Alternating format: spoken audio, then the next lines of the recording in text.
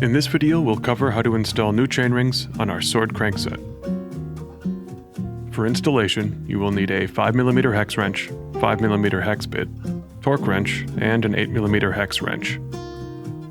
The sword crankset is compatible with 110mm and 80mm asymmetric BCD chainrings. You can use the same crank for a 1x or a 2x setup.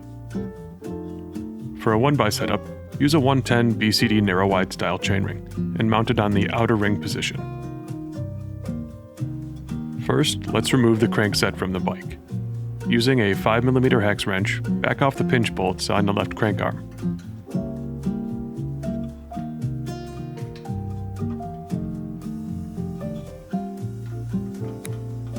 Then, remove the preload bolt with an 8mm hex wrench.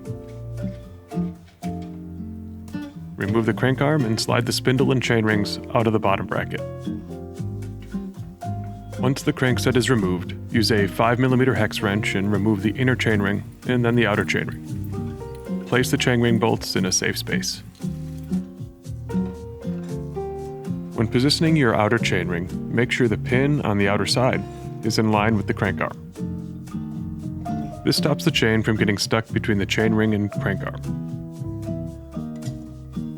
Thread your chainring bolts into the crank arm and torque to 10 to 14 Nm. Next, position your inner chainring.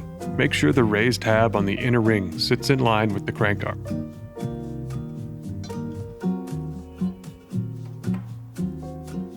Install your chainring bolts and torque to 10 to 14 Nm. From here, reinstall the crankset. Click the link in the description for proper crankset installation.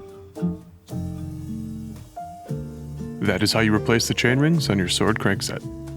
Please email us at service@microshift.com with any questions.